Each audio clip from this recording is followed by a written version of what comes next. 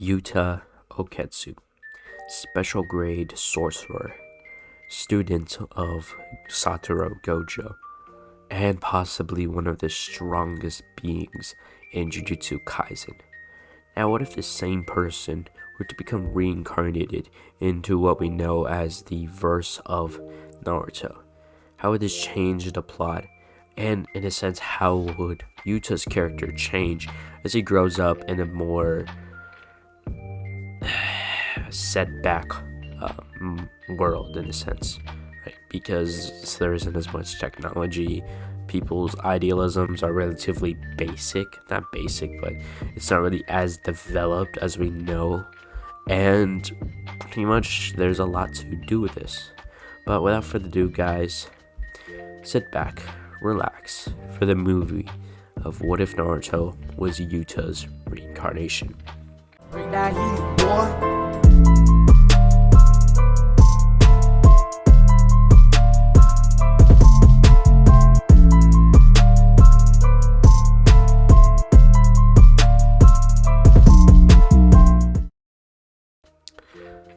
So we start this what if when Yuta and Maki will be fighting Kenjaku, or specifically Geto.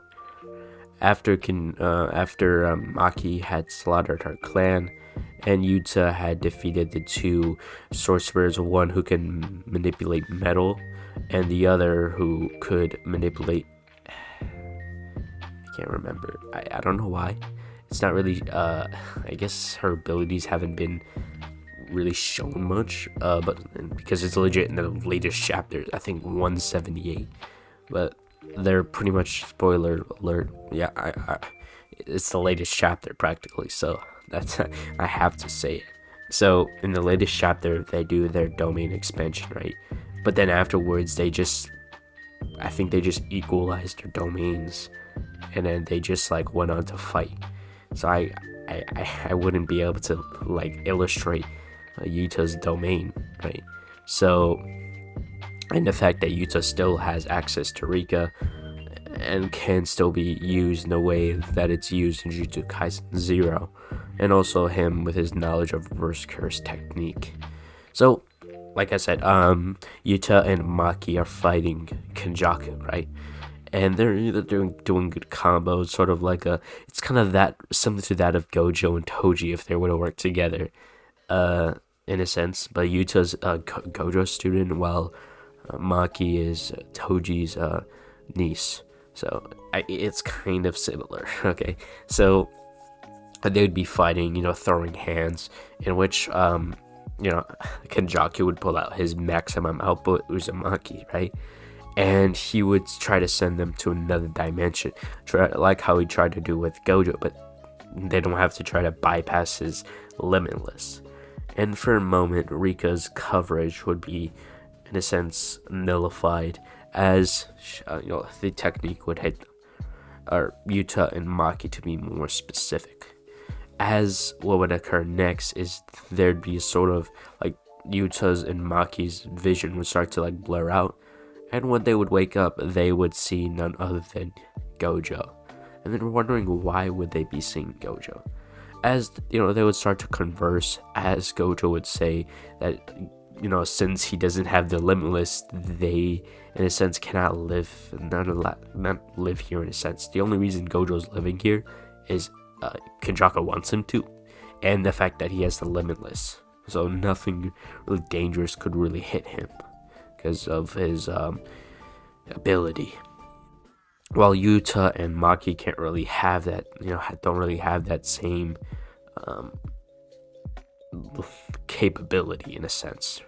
So Gojo would theorize that he's probably using the reincarnation ability. And as you're wondering, Yuta and, obviously Maki would be like, reincarnation ability? What is even that?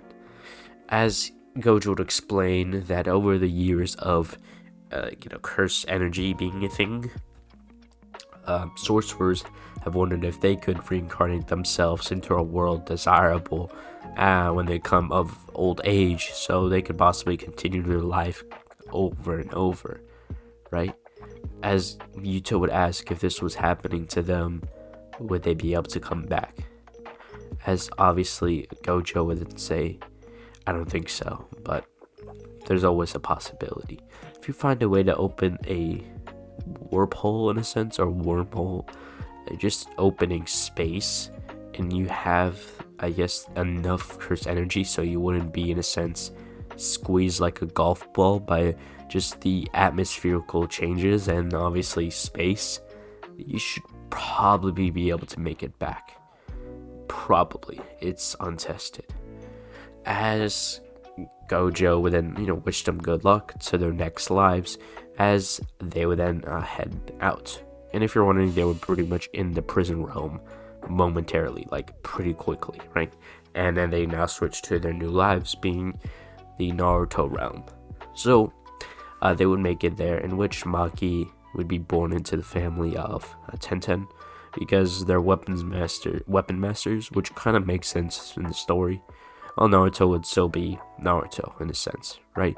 And whenever I mention Naruto and I say Yuta, I would probably just say Yuta. It's kind of more simpler in a sense, because it's not the type of reincarnation we're speaking here. It's a technique. They're not like really dying. They're, in a sense, their form is being transferred into a new person, in a sense, molding a new personality and look, right? Obviously not in the middle while they're born. It's like a little bit before, right? Before they're born, specifically a few minutes in this case when it comes to Naruto. So at the same time, Yuta would then be born, right? As the masked man would come in and start his attack like per usual. And I'm gonna be honest, the attack would go exactly the same. I mean, I don't really see what I could do here, right? I mean, it's not like I can just have Yuta like destroy the Nine Tails, right? So the Nine Tails would probably still be sealed inside Naruto, but it's not going to be sealed for much long, right?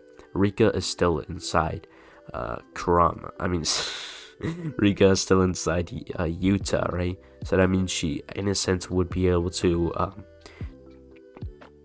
separate Kurama's chakra form, in a sense, taking him 100 years possibly to reform. And obviously, as we know, Rika basically has infinite potential.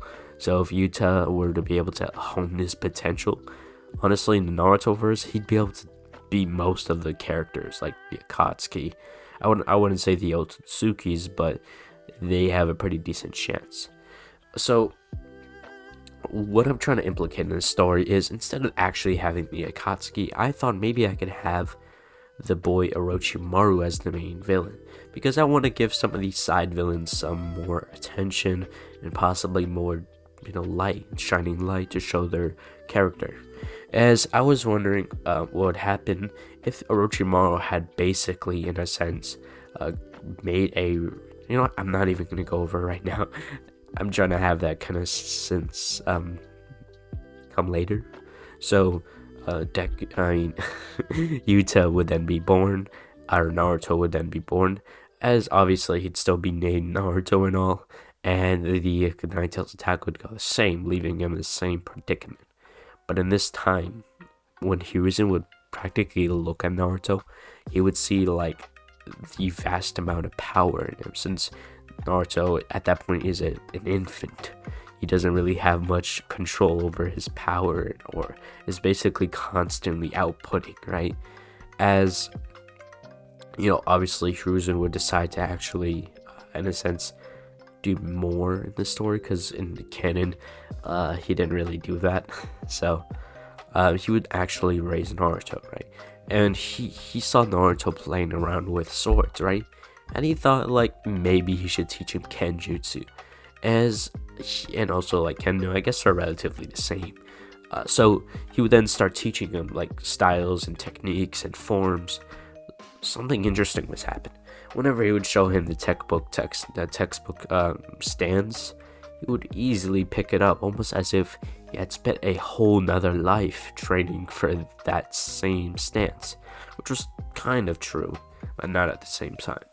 So for the next, let's say, 5 years, he would just be training with his sword, he'd be training, learn how to swing, learn how to hold and wait for the enemy to attack before he would then attack himself. Just learning the art of patience and the art of war in a sense. As obviously, like I do with most of my characters, I in a sense aged them up, so anything that would happen, it would actually seem realistic. So when they're about to become Genin, they should be about 15, which I guess would make sense in the world of Naruto. I think about 13-year-old kids decapitating people like it's light work. I don't think that's very helpful. So when he's growing up, he would be about when he was 5, right? He would start to go outside more and kind of resonate with the nature itself. Not resonate, but like he would like start to like it more, right? So he would travel around, in which he would find training grounds where he could train, as he would meditate and sort of in a sense start to remember things from his past life.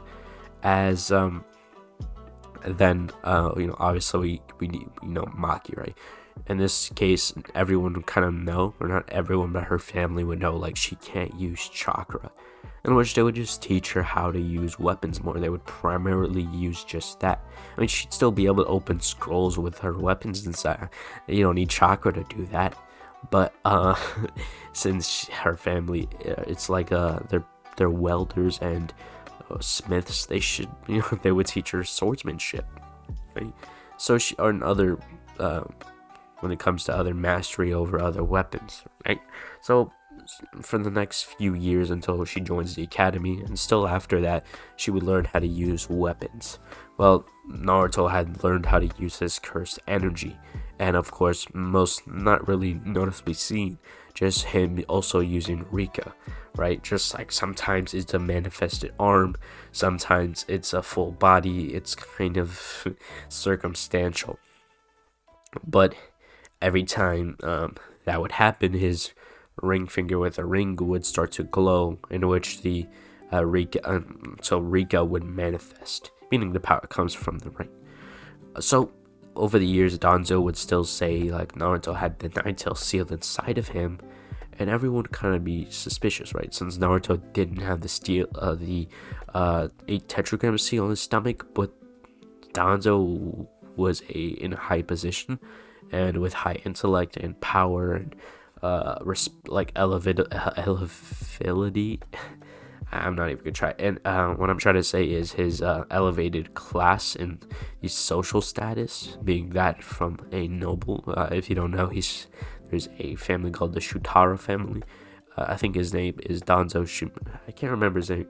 It's not Shimura. Maybe it's. I can't remember. It's not. No, it's probably Shimura. Maybe Danzo Shimura. That kind of makes sense. It's something I can remember. But he is a noble, right? He's also the student of Tobirama, and of course being the in a sense titled the Shadow Kage.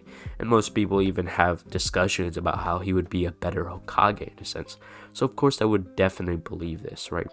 So Naruto, being the victim of radicalism or extremism, I don't know which one is which. They're relative. I don't know. Wouldn't say they're relatively the same, but it's still extremism, right? In a sense, it's extremism due to their overzealous actions. Obviously, Naruto, in a sense, would be able to fend off against getting ninja, right? He's about shooting level. It's pretty easy for him, and it's also good experience for him. He's being able to train this much and gain more battle IQ in a sense.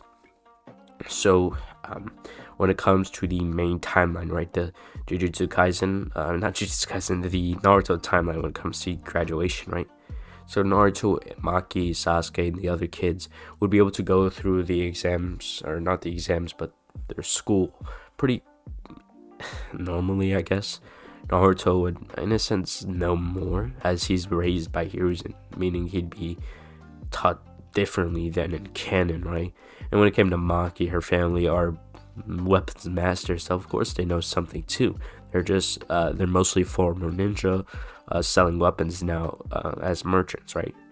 And then when it came to Sasuke, it was kind of relatively the same. There wouldn't be as much of a dynamic between him and Naruto. Like, they didn't have conflicting ideals.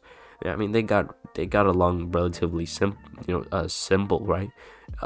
Simple. I think that's the right term. But they'd be friends, like, in a sense, like they talk, right, and they train sometimes. But other than that, they weren't really deep at the time.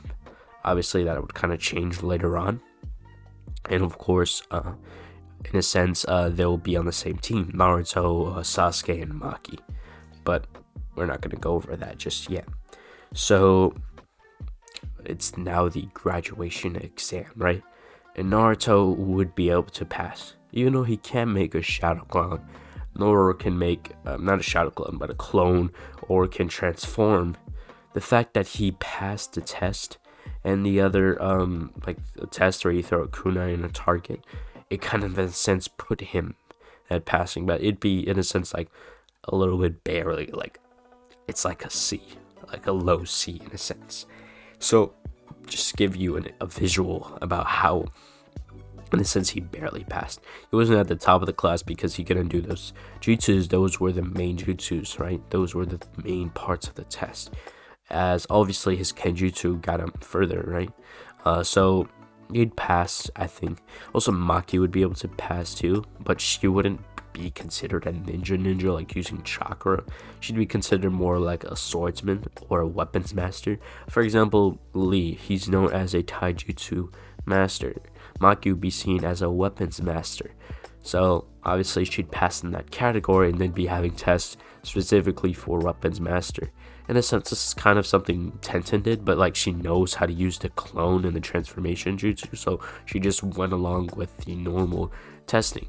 So after the testing had ended, Naruto and Maki and Sasuke would pass, right? As they'd be told that tomorrow they'll be doing the team selection, as Naruto would leave for school, and he'd be heading back to his home, as it'd be sort of like the Hokage estate. But he'd be walking, right? He'd be passing through the forest like usual, as he would hear a bunch of whispering, as he would then cover his presence, as he would jump on the tree, and he'd start listening to the conversation to what it seems like Mizuki, as he recognized the voice. He had just saw him earlier today, and he recognized another student. The student had unfortunately failed, and now Mizuki was manipulating him to steal the scroll of sealing, right? As Naruto was like, he knows this is wrong, right? He grew up with Hiruzen, he barely saw that scroll. The only time he saw it was just the cover of it. He knows like that thing's like has multiple S-rank jutsus from Tobirama, the second Hokage, since he created most of the jutsu in there. As you know, Tobirama's goal was to be immortal, which kind of passed down to Orochimaru.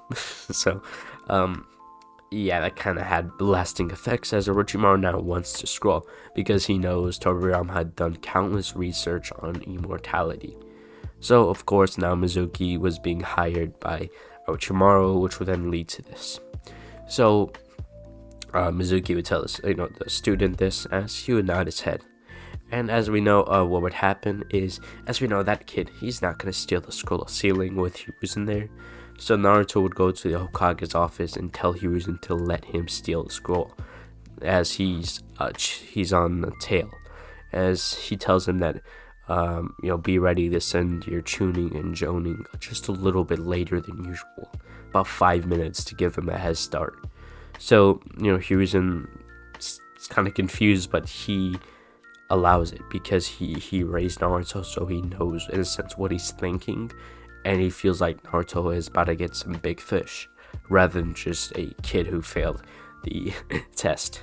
So he would see the kid walking out with a scroll, as he'd start tailing him, and of course the kid would be none the wiser, right?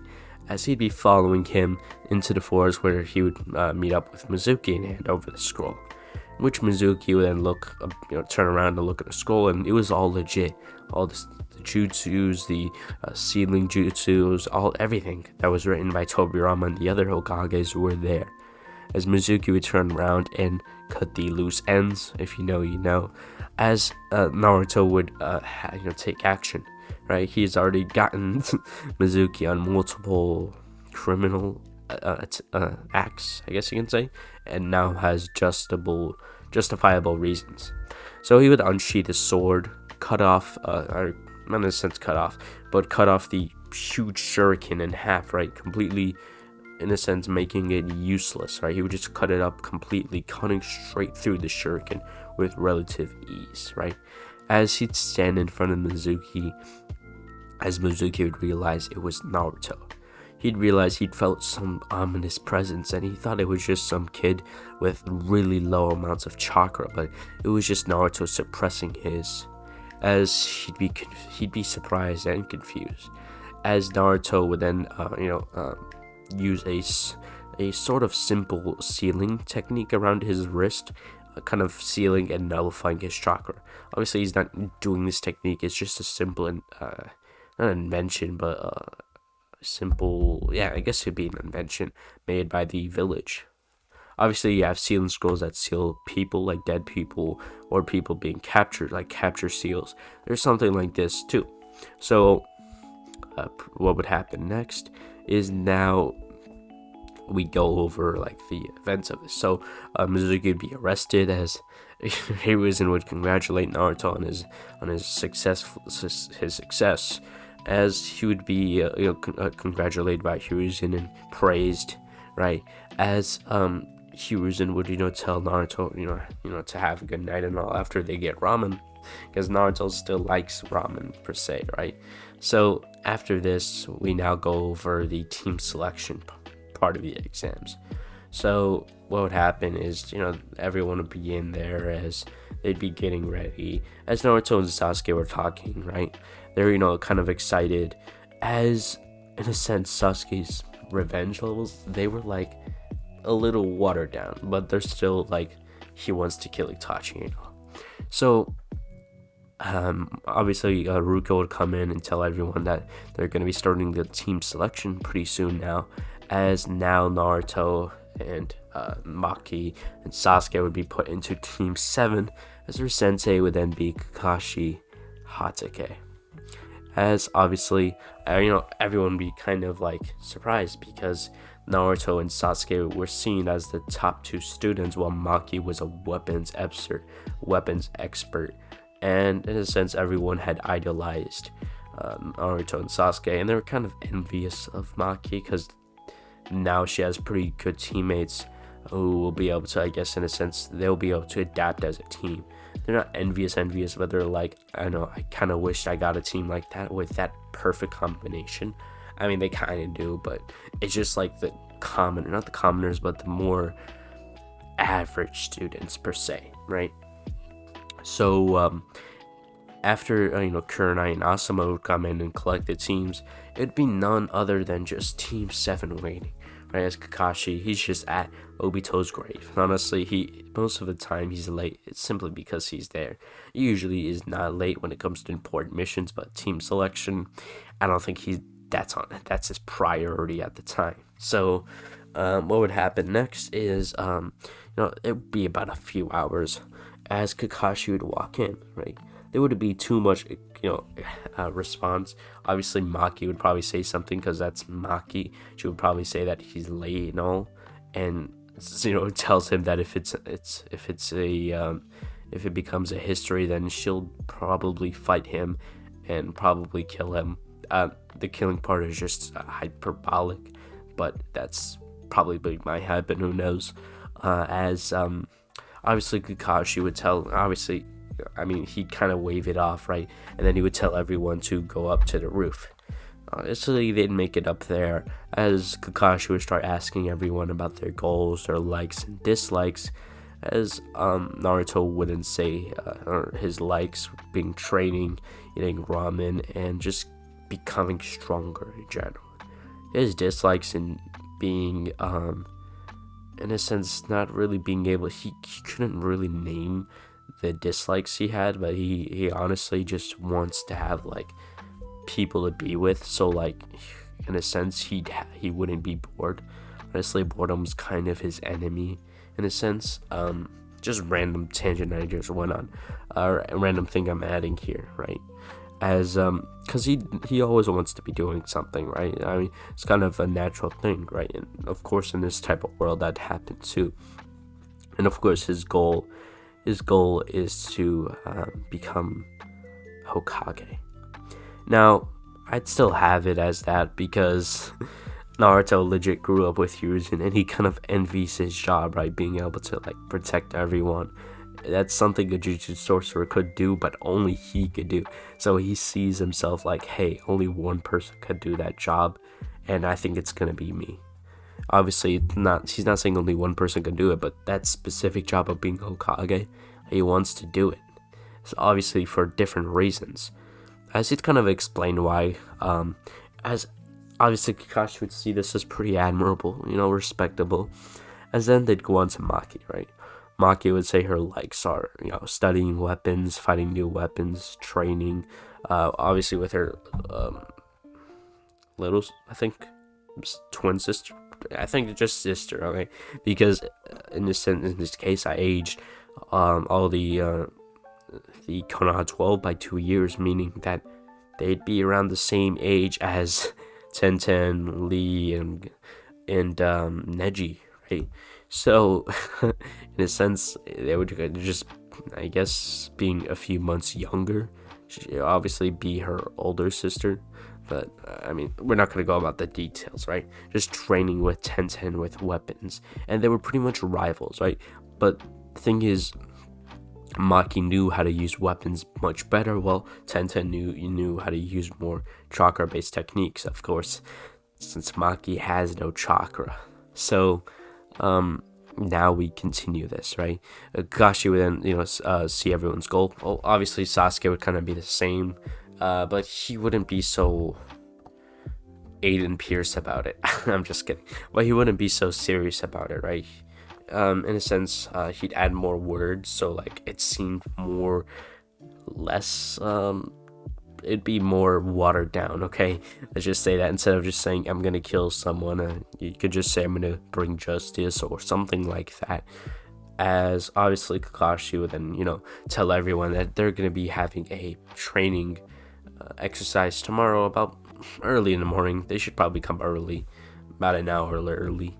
As after this, he would tell them not to eat, or he was probably going to make them throw it up. So now the next day, Naruto, Maki and Sasuke would make it there early in the morning, as they'd realize Kakashi's late again, and Naruto would kind of predict he'd be late again. So he would get his katana, in which he'd be swinging at the tree, making cuts in it. Before he would completely just slice it down, right? Once he'd go a little bit full power, not full power, but like 10%, not even 10%, like just swinging it like casually. So Maki would then get curious, right? Because she's a weapons expert, she'd want to know about weapons. And since they don't really know much about their past lives, because they're like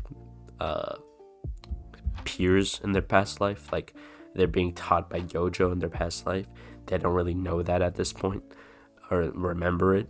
So obviously he would hand her the katana, as she would then get into like random stances and ask if she can use it, right? As then Maki would then throw Naruto a spear, right? As he'd like kind of do a comedic moment with trying to catch it, like he'd catch it by the blade and then catch it by the handle, and then he would finally catch it. Not that he couldn't do it, it was just to set a comedic moment. So obviously now she would ask if they can spar, as Naruto would start to adapt to the spear, right? He'd like get more memories, and he would start spinning the spear above his head before then getting into the stance as they'd start sparring, right? As Sasuke was kind of getting a little envious because he could be doing some sparring too. So after they finish, he'd walk up saying if they could do a 3-way spar, right? Like a kind of 1v1v1, right? As obviously they'd start. Sasuke would be throwing his fireballs around, doing taijutsu and the Uchiha flame. I forgot the Uchiha flame dance, taijutsu style, I think it was called, if I'm not wrong. and then he would try also his Phoenix Flower Jutsus on their weapons, which it'd be kind of hard to dodge, but they'd still do it anyway. So after their sparring, Kakashi would pull up a little bit. They would, like, Naruto would sense it, so with kind of Rika's ability in a sense, and he would tell them, like, Kakashi's here, right? So, like, they'd stop fighting as Kakashi would come onto the scene, as he'd see, like, he would feel the presence of just, like, the fire chakra from Sasuke, Maki, like everyone else just, like, breathing deeply, and, like, Maki having their weapon out, and so would Naruto, as they'd they'd switch their weapons back, as Kakashi would start to explain what they'll be doing today, going over with the bell test. So what would happen next is, he would explain it and then say start, right? After this, Naruto and Sasuke and Maki, they would stay out in the field, as they, in a sense, they looked at each other and kind of gained a strategy just instinctively, not a whole plan strategy, just like get the bells, and if we get it, try to pass it to one of us, as Maki would then show what's it called, Spinner's spear above her head, as Yuta would unsheath his blade, while Sasuke would then activate his Sharingan. Yeah, I said the Sharingan, okay? As training with Naruto, adapting to his strength, his raw potential, in a sense, that would be up to at least get him to the one tomoe. I'm being generous here. The one tomoe is pretty good, okay? So Kakashi can see, like, they're pretty strong, as they would start fighting, right? They're, fighting as Naruto's clashing with Kakashi's kunai. They're clashing in a blade lock, and then Maki would come out of nowhere and try to stab him in the back with her spear, right? And as he would get out, dodge, he'd turn around, like turn his head around. He would see this huge, fireball jutsu coming right at him, and he'd kind of be a little tired, not tired, but like he'd be like, this team's gonna be a handful, right? Because no other team has given him that much trouble.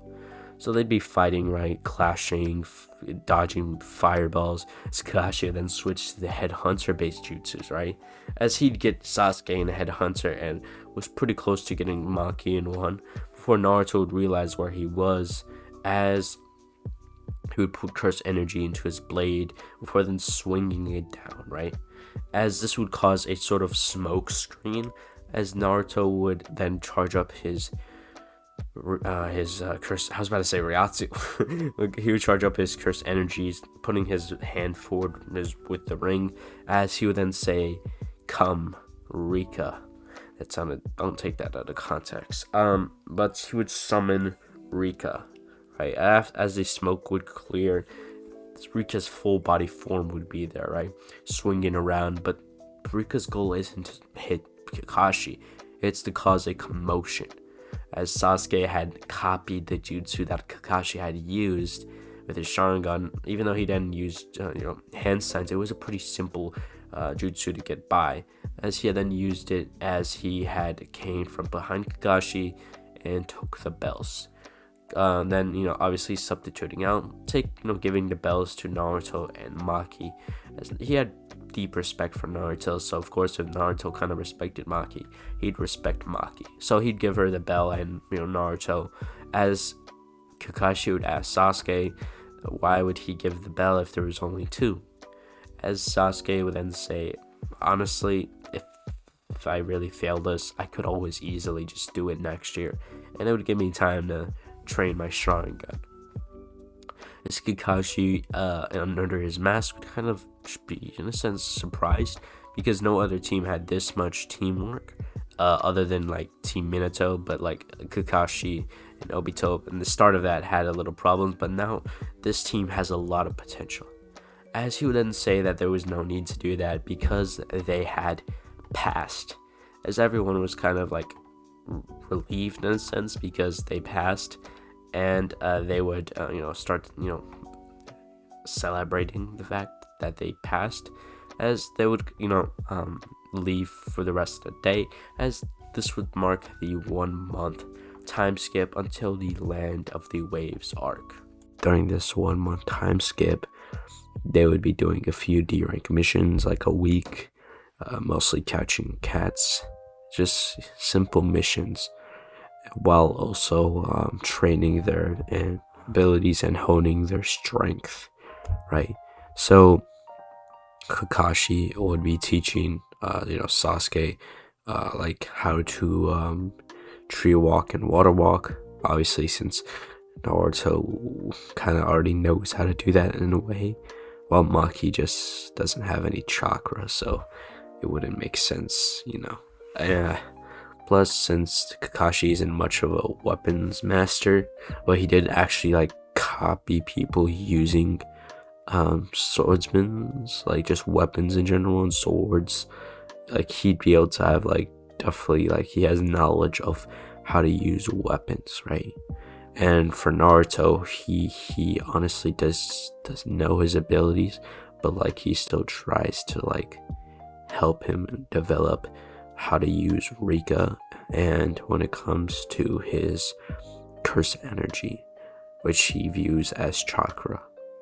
So after the 1 month time skip, Team 7 are given another D rank mission, which then leads to them getting annoyed because they did about maybe 30-40 D rank missions this whole month, and they were getting a bit annoyed, so they wanted something better.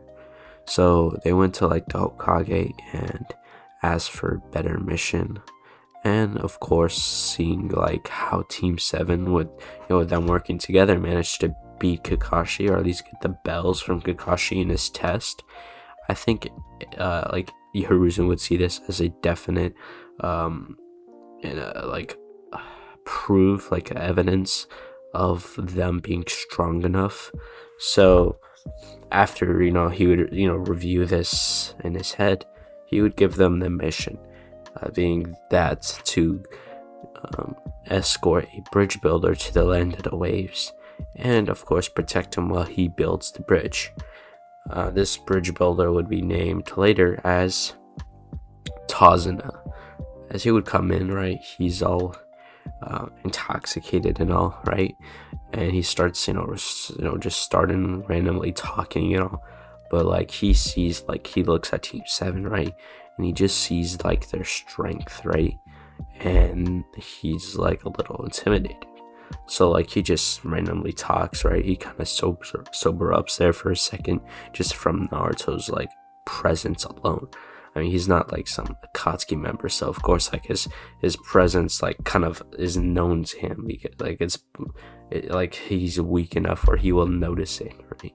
So like what I'm trying to say here is he's not strong enough where he can actually like have a strong will to like resist Rika's presence in a sense, right? So once like he would see this, he would just stop talking. And of course, Kakashi would then say that they were leaving pretty soon. Then they would all, pack up, and they would meet by the village gate, right? So they would then, start to walk as, they converse amongst each other, as Naruto would be talking to Maki, right? Like asking her like how to use certain weapons, because she's a weapons master, right? It'd be kind of smart to do that. And obviously they'd start like talking about weapons, right? And obviously like Sasuke would kind of chime in a bit, right? Like talk with them a little bit, as they had a long walk, so they were pretty bored, so might as well like try to get along.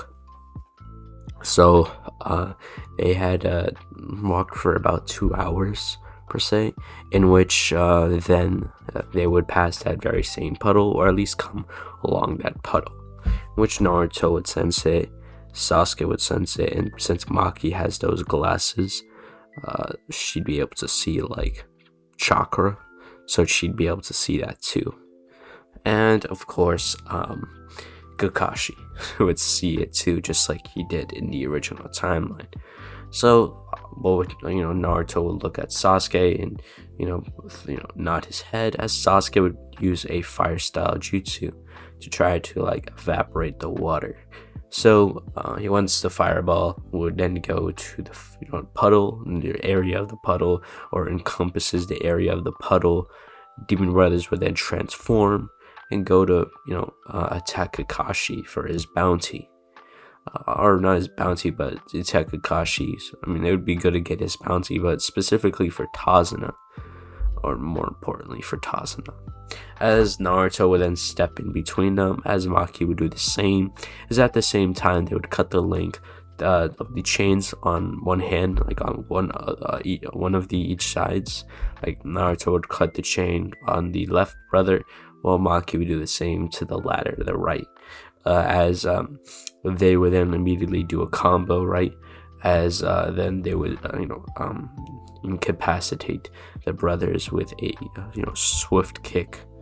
As once the Demon Brothers were incapacitated, Kakashi would interrogate them with his Sharingan, and he would get the information he needs, meaning like he knows like what the basic mission ranking, who's gonna be like there and who's possibly they're gonna fight, and like who's their leader in a sense. So he sees like Gato's their leader, they're gonna be fighting Zabuza and Haku, and it's about a A-rank mission, right? And Kakashi would ask Tazuna why he lied in the first place, since he really had no reason to lie. I mean, why didn't he just pay for an A-rank mission? And Tazuna would explain that he barely had enough money just to get this mission, and that the Land of the Waves is being colonized by Gato Incorporation. As in the end, Team 7 would agree to help Tazuna, in which he'd be thanking them so many times, it's uncountable.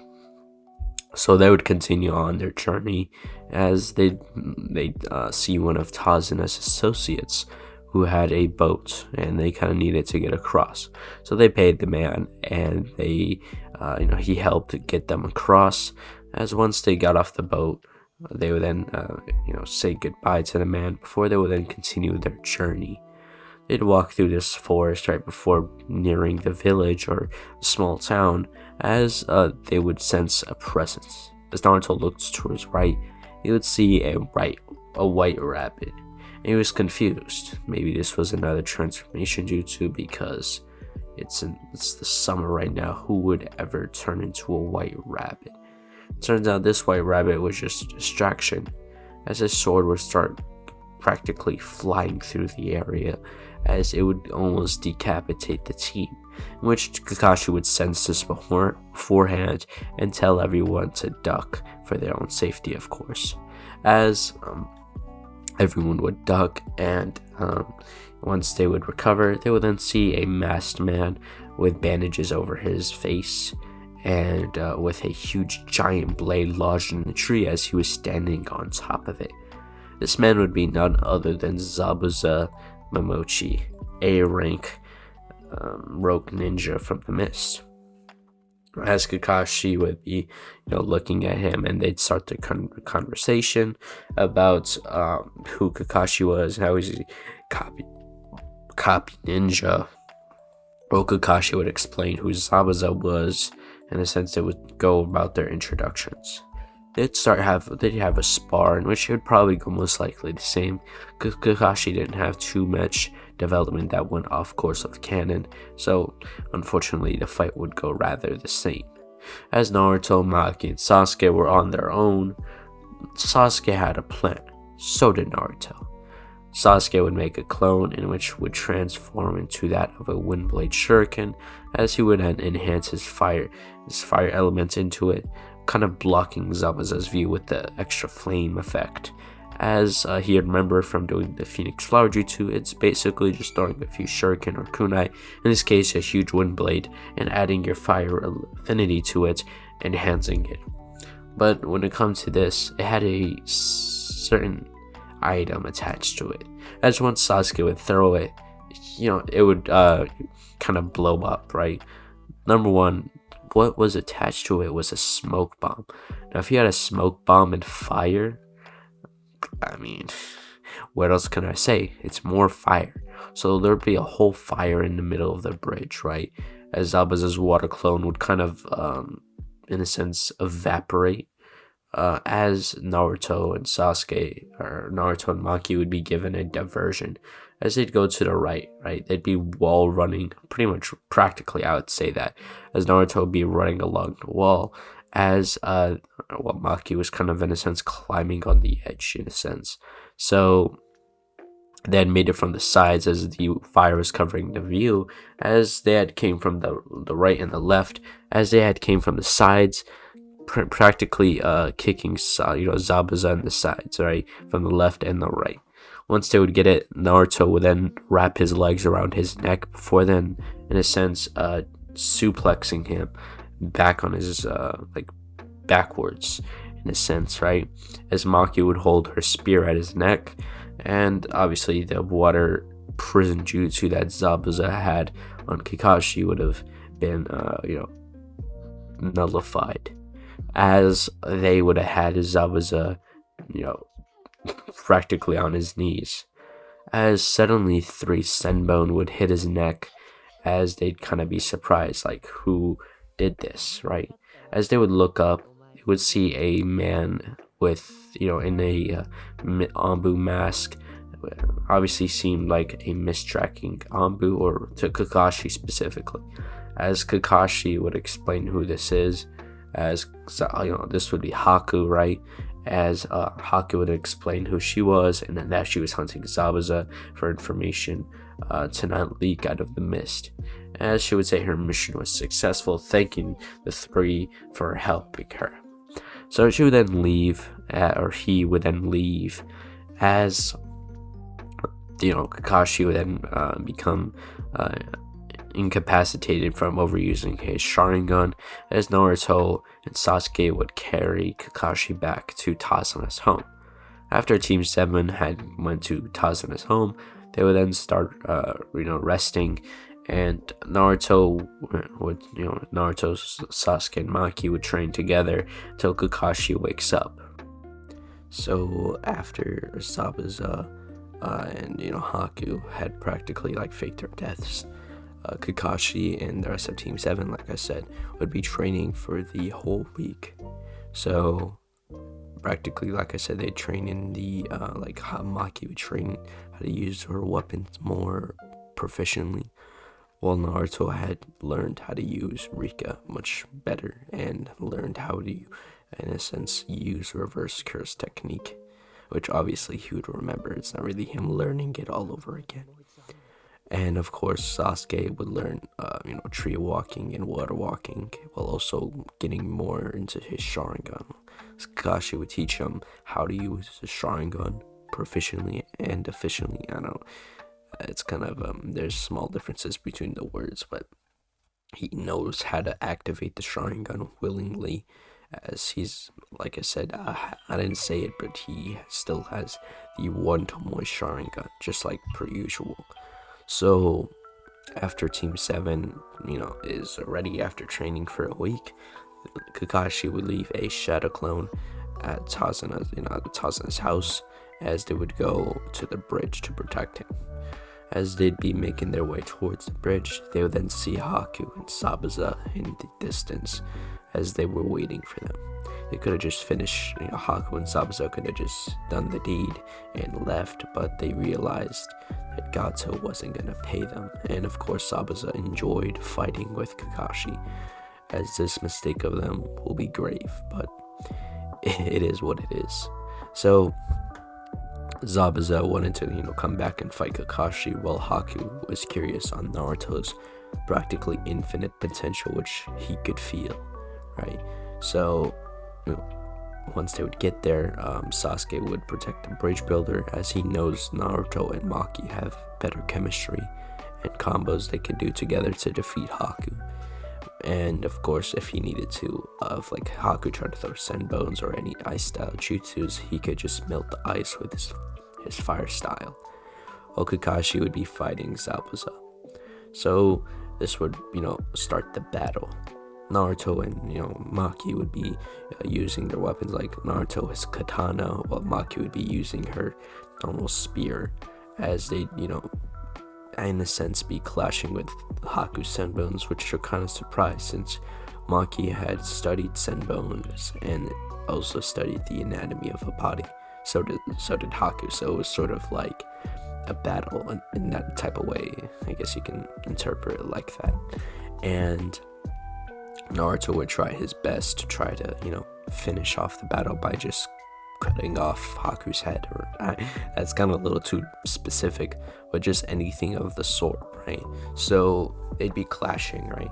As Haku would be pressed back, right? Naruto's infinite potential was being honed, and every time he would clash with Haku, he would adapt to her, or to him.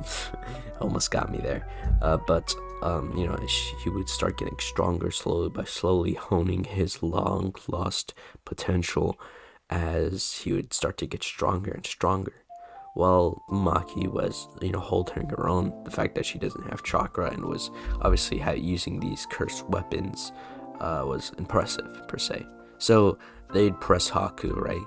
As Haku would then be forced to use the ice mirror, the demonic ice mirror jutsu. As Naruto and Maki would be trapped inside, they would start fending off against the dozens of senbon being thrown at them as they're clashing. And whenever they'd be too much, Naruto would just summon Rika, and in a sense Rika would kind of be in a sense a body shield to them, like protecting them from senbon, because senbon's not really gonna do anything to her. I mean Rika, you mean. So Rika's just fine.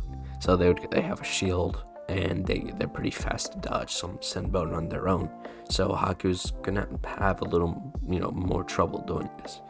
And of course Haku would start adapting and actually getting strong himself as he would get faster and faster between each switch between each mirror, as he would start to get some of his speeds going up to possibly massively hypersonic to relativistic to light. So Naruto and Maki in a sense having to dodge these would in a sense have such feat.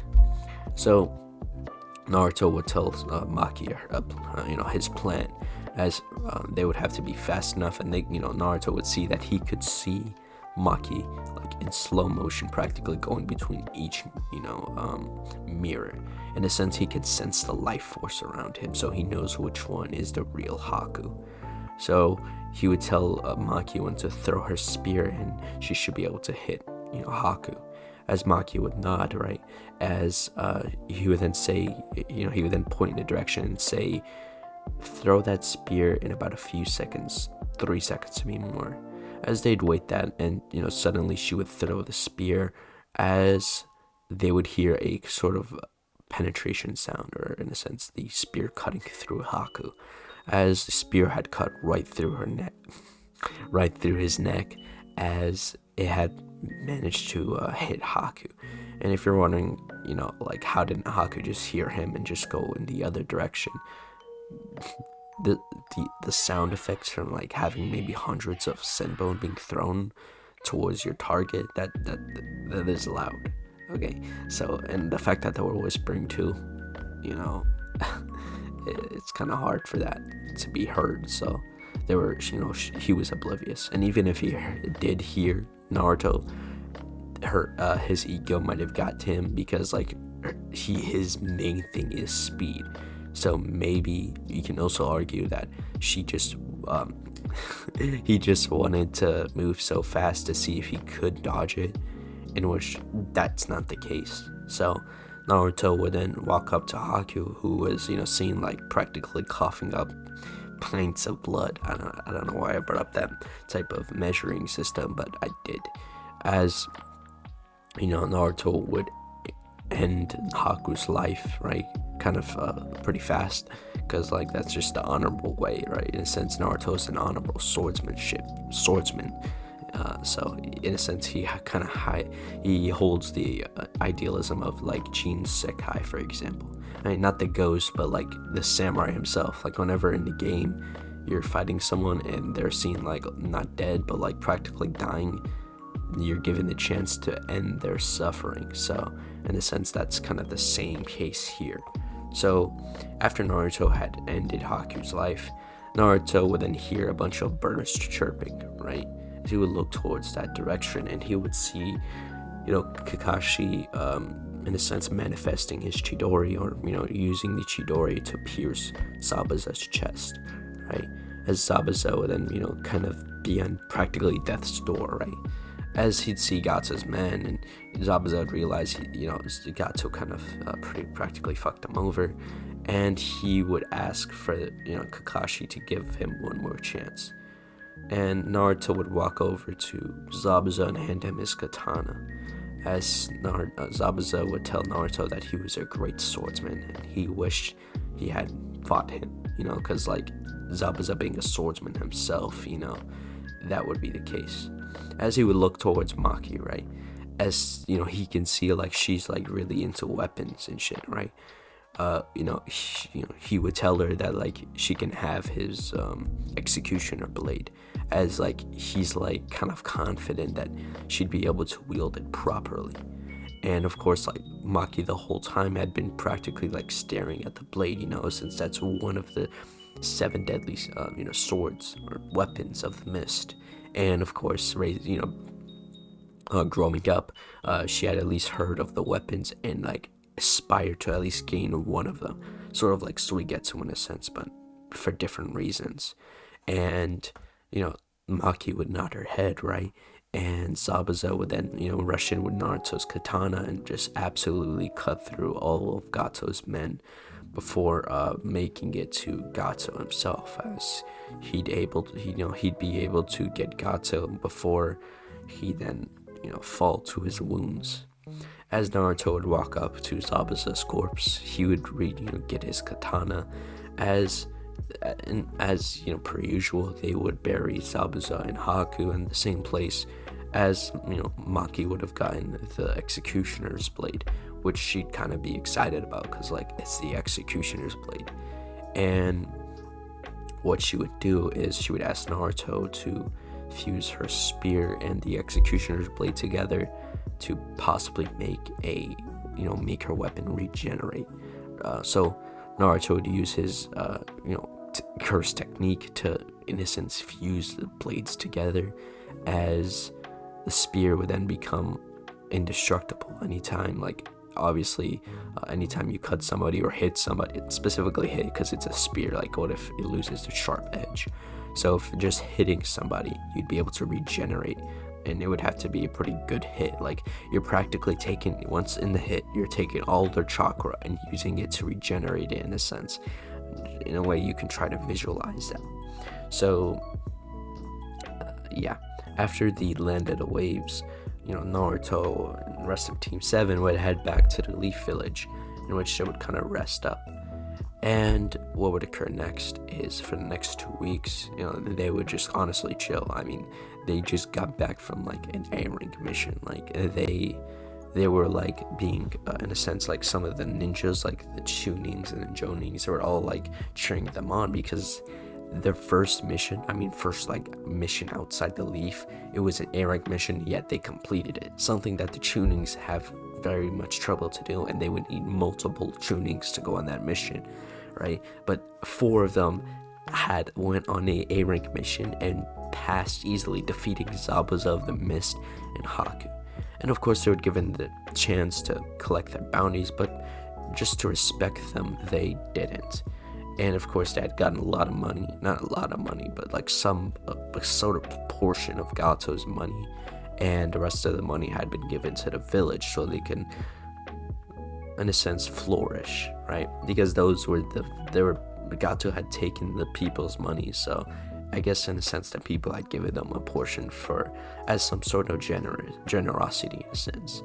And of course, they were seen as like heroes in a sense. So after the 2 weeks, right, Kakashi would knock on Naruto's door, and he would tell Naruto like they were gonna have a team meeting, and he would tell him the time and the where, being like turning around 7 and probably early this afternoon or late noon, I guess, or technically it's afternoon. But Naruto, would go over there, as Kakashi would explain that they were going to be doing the Chunin exams, or at least he signed them up for, if they wanted to do it. And of course, Maki, Sasuke, and Naruto would definitely want to participate in the Chunin exams, as they would spend the next, I guess, 2-3 days training and getting ready, as Naruto remembered his skills, right? He was being taught by Hiruzen, and Hiruzen told him or taught him how to, in a sense, survive in the wilderness, just in case like he would ever like have to go to war or go to this very serious mission, right? And remember, Hiruzen's like really teaching Naruto how to become a ninja. He's even sparred with Naruto sometimes, and we'll be going over that in a little bit here. So Kakashi a little bit had reported back to Hiruzen, right? And he would tell like Hiruzen of Naruto's like potential being way more honed in a sense, right?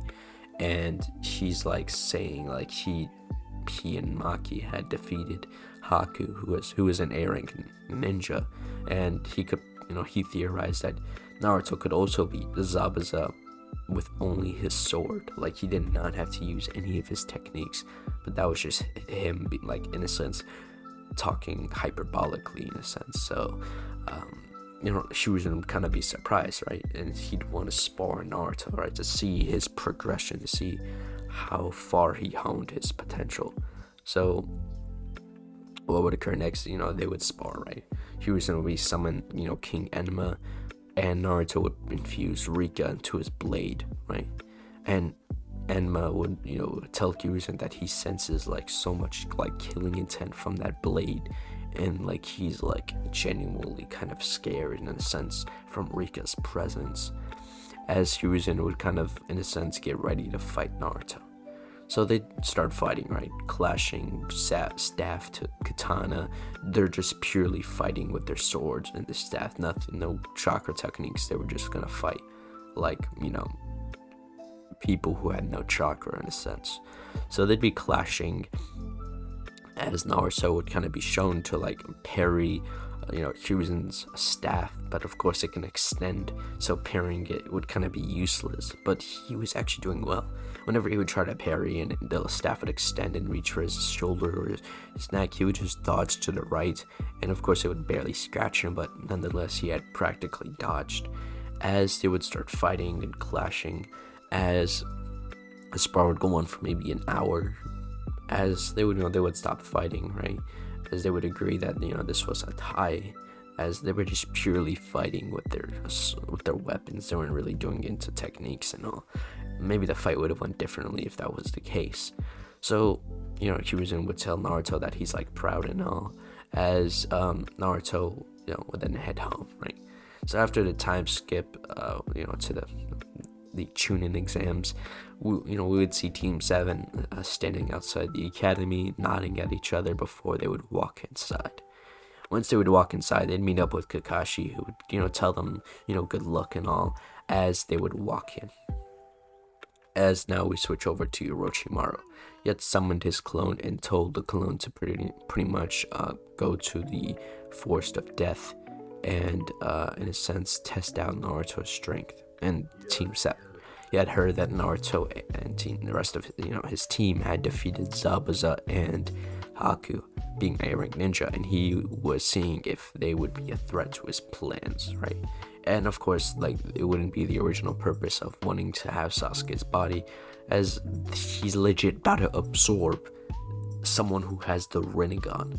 I don't think like he, in a sense, want Sasuke anymore to like be his vessel. So he'd send the clone in there, and this was a pretty good clone. It took maybe half his chakra, so like he really wanted to see if they'd be able to handle it. And of course they probably would, but let's go over that here in a second, or in a minute, I'd say. So Orochimaru would head over to the Akatsuki base, as once he'd walk in, there'd be like Kakuzu, Deidara, Sasori. They'd all have like their puppets, their bombs, their, I don't know, heart thingies. I'm talking about Kakuzu's like heart. Like they would have their techniques already on ready to like Orochimaru's head, right? As soon as he walked in. And of course, their Akatsuki base being the rain, that means like the rain would also detect them. But of course, Orochimaru had put up his hands, kind of showing that he was friendly at that moment. As they would walk through, right, into the base, as they would walk in the room, in which Pain would tell them that they can leave now. As suddenly Obito would show up, right, just watching from afar. As Orochimaru would then say that he really wanted to do this for the longest time, and that he was gonna have, Nagato's Rinnegan. As he would then go through the few hand signs, as he would perform the jutsu. Suddenly, Orochimaru had gained a sort of aura around him, as suddenly, like, he'd manifest hands, not his actual hands, like, physically, but, like, in a sense, metaphysically, right? As he would then reach into Nagato, right, before then just ripping out his soul. And he would just, the hand would sort of grab it and just, like, in a sense, absorb it, right?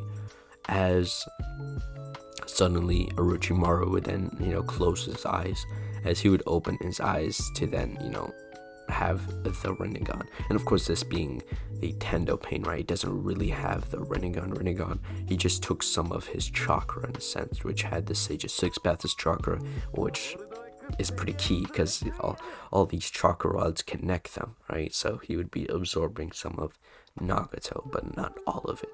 So what would occur next is Obito would come out, right, as he fears like Nagato the Renegade will be taken, as or his chakra to be more specific, as he'd start fighting Orochimaru, right, using his Kamui.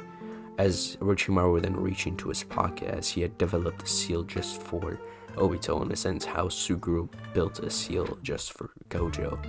As he would then get the I believe it's the I don't really remember. It's one of the seals that were used with the Kahaku no Johei. It's like a sort of, I think maybe it is. It's like a sort of, it's, how do I say, it's like the same object that Gaara used to store sand, but it kind of, in a sense, uses air and then practically absorbs the opponents inside the seal. I believe it's the Kahaku no Johei, but I may be wrong.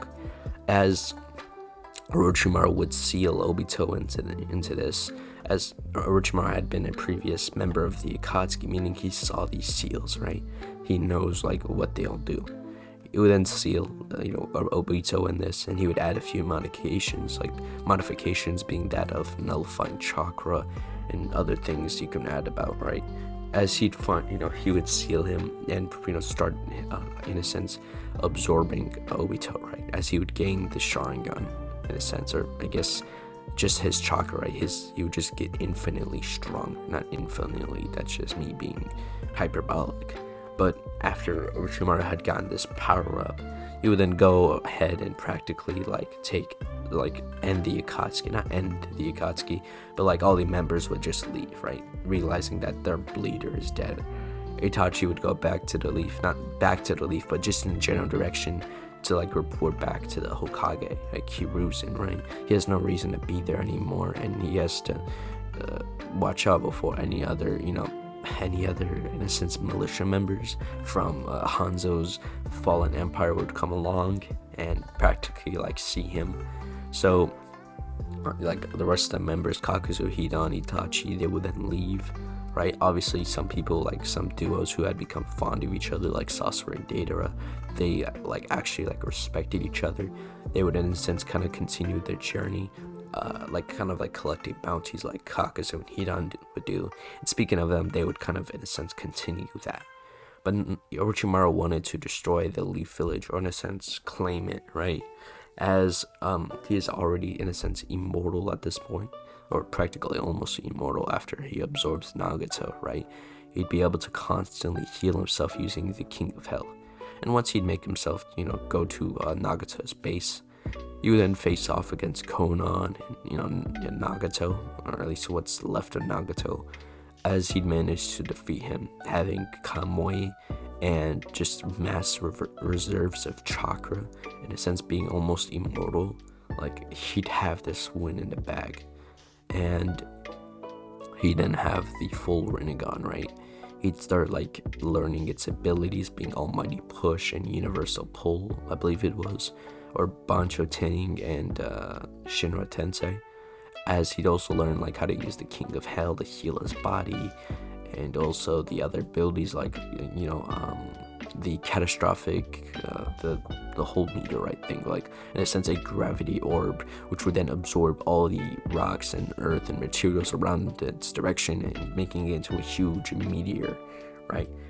I think it's catastrophic devastation, or that's the indigo Madara uses to make like 5 or 6 meteors. So he has that ability too, so he's like really dangerous at this point.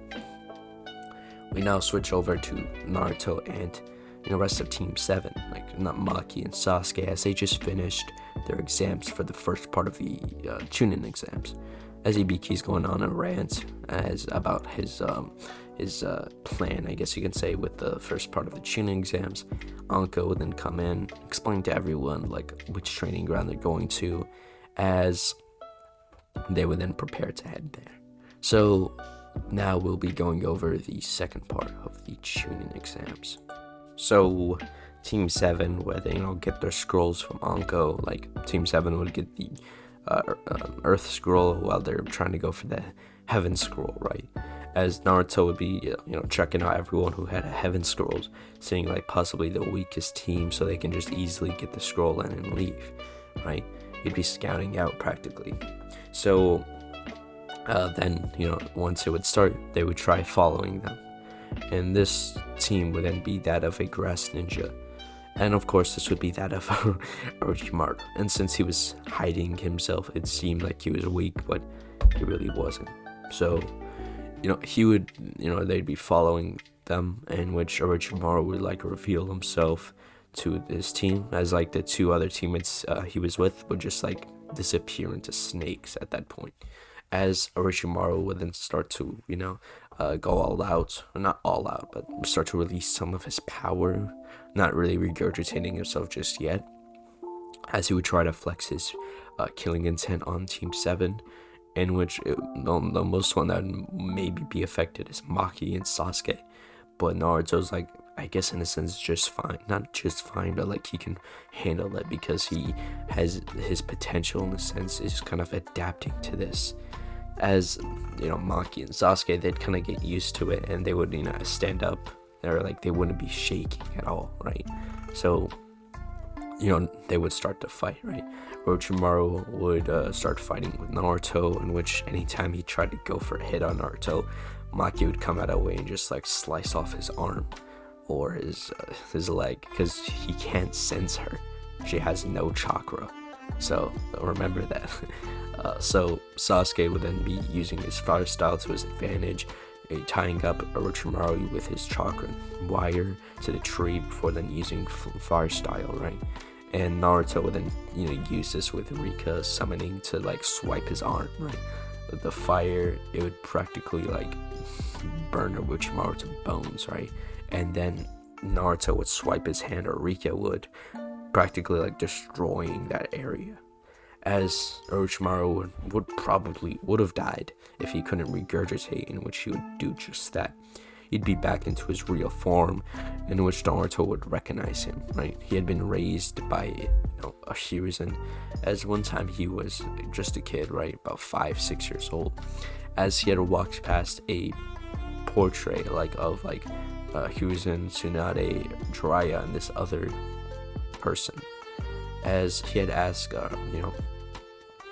Hiruzen who that was, and of course he would then say that if you ever meet this person, prepare to fight for your life, right? Practically just in a sense, and it's kind of like how when Shunsui asked like the painting, like who that was to Yamamoto would say like that was a monster, right? Like talking about Yowash in a sense, and that's kind of the similar case here. So Naruto would remember this, as he would then say Orochimaru, as he then unsheathed his katana, practically using all of his potential, right? He would then summon Rika, right? As he'd start to, in a sense, partially fuse with Rika, like with her cursed energy first, as then he would start getting speed amps and power amps, just start to unlock more of that infinite potential, near boundless potential at that point. As Orochimaru would be on the backside, because this is a clone, right? As Naruto would then start to breathe in deeply, right? As Orochimaru would suddenly make clones of himself via snakes, as he would try his best to absorb some of Naruto's power. But whenever he tried to, it just didn't work.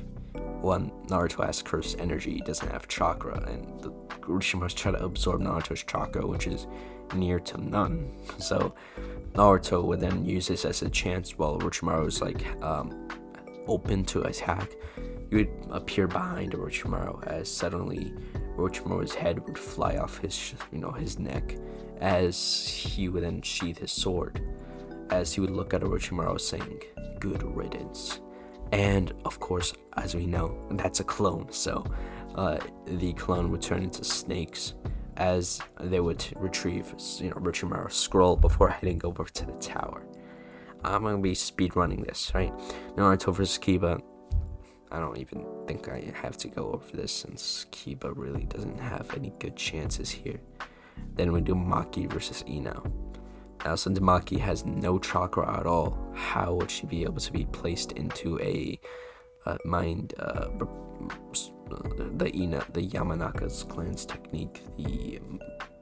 I forgot the exact terminology of what it's called. But if she has no chakra, then she wouldn't be able to be placed under its paralysis. And the fact that Ino's really, at this point, relies on that and doesn't really have much other techniques, that would lead to her downfall. As Sasuke would be fighting Yoroi, and since he has access to his chakra, and at this point he has about the 2 Tomoe Sharingan, he should be able to beat Yoroi pretty easily. So after the whole exams would go relatively the same, right? Gaara versus Lee, practically the same. Hinata versus Neji. This time it'd be, instead of Naruto, like as we know, it would actually be Maki, right? Because like, in a sense, Maki like slaughtered the Zenin clan because of her despise towards them, right? While in a sense, Neji kind of represents like what a noble is, and since like she kind of naturally went against that kind of makes the parallel here, the dynamic.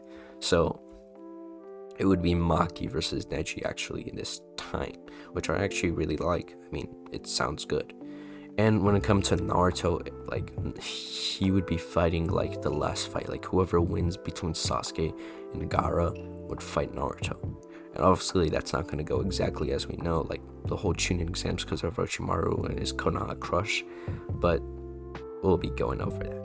So when it comes to the 1 month time skip, right, and we're wondering if Jiraiya is going to come in, teach Naruto something, right? I guess that can happen, but I don't really see it like having any use, right? Since Naruto is kind of his own person, like he kind of, in a sense, is self-taught. He's just like better that way.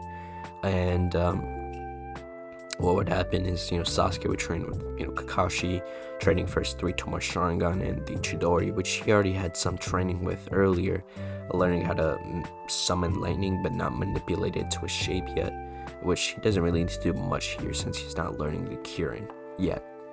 So he, over the 1 month time, Naruto and Maki would train as, in a sense, honing their potential. As now that we, go to the finale, right? Maki would be fighting Neji, and practically Neji's techniques will be, or the palm technique would be pretty useless. The only technique I see that could defeat Maki here is the palm rotation, but that's not really gonna work either way. As over the month, Maki has been crafting weapons to negate chakra, as he had felt, or Jiraiya had helped her, like telling her the techniques, right? Obviously Jiraiya didn't teach Naruto like directly. I mean, they obviously talked, they conversed, because during Naruto's childhood he had actually met Jiraiya a few times, right? He's being raised by Hiruzen, so of course Naruto knows who Jiraiya is, right? And of course, Jiraiya sees like Maki's fighting, Neji, right? And he would tell her of the palm rotation, right? And he would help her craft the chakra nullification, spear, at least implicated to her spear. As Naruto would be more honing to his, I guess, I don't really know what his domain expansion is, since the new chapter, or maybe the new chapter is out, but I didn't read the latest chapter, which probably we went over that, but I probably should have, but it is what it is, honestly. Anyway, even without the domain expansion, we can just assume, like, Naruto's pretty strong, like with Rika. Like, if you were to fuse with Rika just like he did in canon, that would make him infinitely stronger, possibly. So now we go over to the Sasuke versus Gaara. I'd say that would go relatively the same, but Sasuke would kind of use the taijutsu to greater effect, because he'd be able to copy more, or not copy more, but in a sense adapt to it. And the fact that he has the Chidori, which you could argue has more potency and he can use it many more times a day, that could also help. But Gaara would still go into his partial transformation, in which the attack would happen, right? The genjutsu would be casted, and the civilians in the low-level genin would be placed into it. Kakashi would give Naruto the mission of helping Sasuke defeat Gaara, while Hiruzen is fighting Orochimaru, right? So, or at least what he thinks it's Orochimaru. I mean, Orochimaru's there. I don't even know, but I don't even know why I added on to that. But Naruto and Maki would be rushing through the forest as they, come along Tamari and Kankuro, which Shino and Shikamaru would help with that. They'd make it to Gaara, right, as Sasuke is kind of having a bit of trouble, but remember, 3-2 Sharingan could perceive more, right? You could see what his opponents will do much more clearly, right? He was fighting, I think, One Tails Naruto, or Two Tails, I believe it was, maybe One Tails, and he went to 3-2 more, and he's be able to easily beat Naruto in that state, right? Or at least push Naruto to go to 2 Tails. And since Gaara's the 1-tailed Jinchuriki, not the 9-tailed Jinchuriki, he'd be able to, like, hold his own until Naruto and Maki can come, in which they can defeat him. Hell, maybe they can even defeat him before Shukaku is summoned, because Maki has a nullification blade. She can just nullify any, whenever Shukaku is summoned, Naruto and Sasuke can just help her cut down Shukaku in a sense. And that would be the end of that.